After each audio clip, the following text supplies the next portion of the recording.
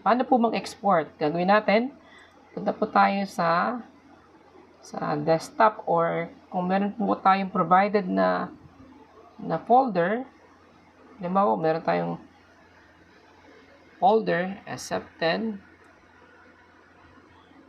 din po. Ayan. Open po natin yan. Ang gagawin natin, first step po ay, ito, right click, tapos new, and new Microsoft Excel worksheet. Yan po. Hindi po natin yan i-rename. Bubuksan po natin yan. Ano ho? Open yan. Kasi dyan pupunta, dyan po natin dadalhin yung export nating SF10. Balik po tayo doon sa ating lobe. Ayan. Tandaan po ninyo kung ano po ang pangalan na nandito sa ating student's name, yun po yung ating may export na SF10. Okay? I-click po natin yung export SF10. Ayan. Ito na po yun. Para mas madali po nating ma-rename yung ito po, kasi ito po yung pangalan niyan eh. Close po natin ito. Ayan. Close po natin yon. Kopyahin po natin ito. Ayan. Kopyahin po natin.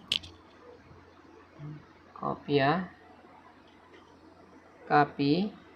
Tapos, punta po ulit tayo doon sa ito dito. Then, rename po natin ito. Paste po natin yung kinopy natin. Meron na po kayong isang SF10. Ayan.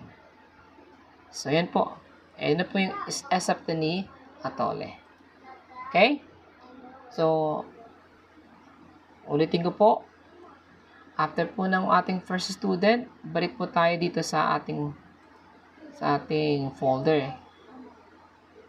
Okay? Right click po. Right click. New. Ito po, new. Microsoft Excel worksheet. Hindi po natin siya i-rename. Bubuksan lang po natin yan. No? Open.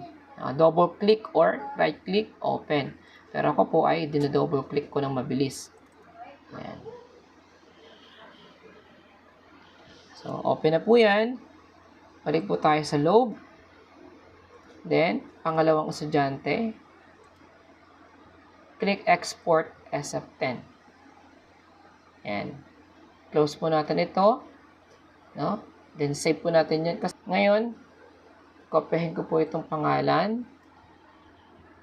Copy. Click po dito sa kahit saan. Balik po tayo sa folder ng SF10. Ayan. Rename.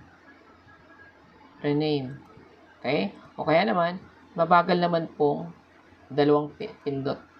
Tapos mayroong mabagal na pindot. Hindi po mabilis. Then, copy-paste ko siya. Ayan. Okay na. So, meron na po akong dalawang estudyante. Ganun po ang pag-export. So, ganun po ang pag-export. Sana naintindihan po ninyo. Salamat po sa inyong panonood.